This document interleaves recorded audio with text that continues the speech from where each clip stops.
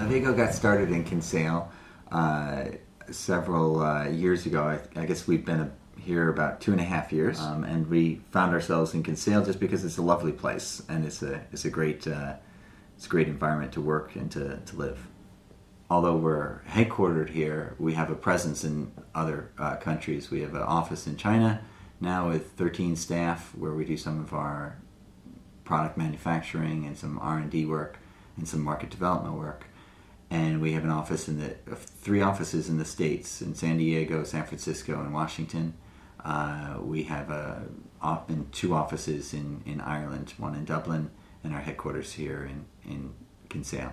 In Kinsale, we run our network operations, which is the online availability of our capabilities to the world, as well as our R&D headquarters is here. This is where we develop the software that's used throughout all of our applications. We also do our administration and marketing out of the Kinsale office. So what Avego Shared Transport does is we take a gadget, this iPhone, and we allow drivers to put it in their car, and by doing so, their car becomes a bus. That's the simplest way of thinking about what we do. Somebody that wants to use Avego, as a driver, you need an iPhone, and you can download the application onto your iPhone. Now, as a rider, if you have an iPhone, you can download the application, or you can just use a regular mobile phone. You can use the internet to log on, create an account on www.avego.com. Is people who make their excess capacity available to others get to have the costs of their journey, shared by the other people who are driving.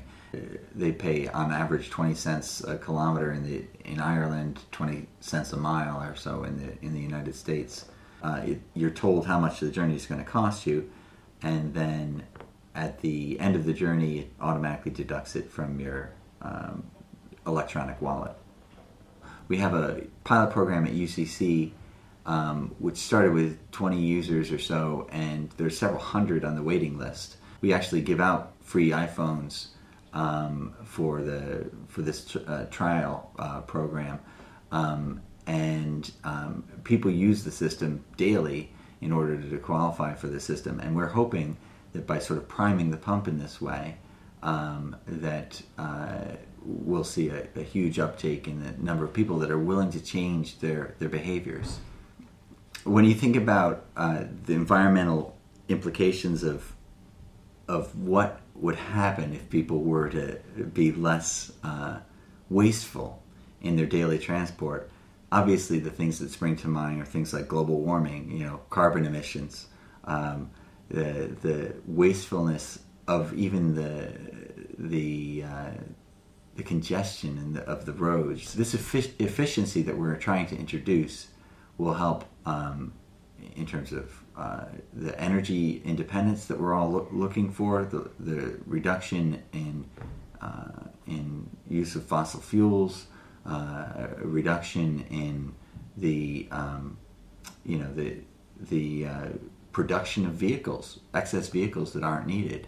And so there's so many benefits that we hope can be enabled by people reducing the need for 3-car families to 2-car families or 1-car families.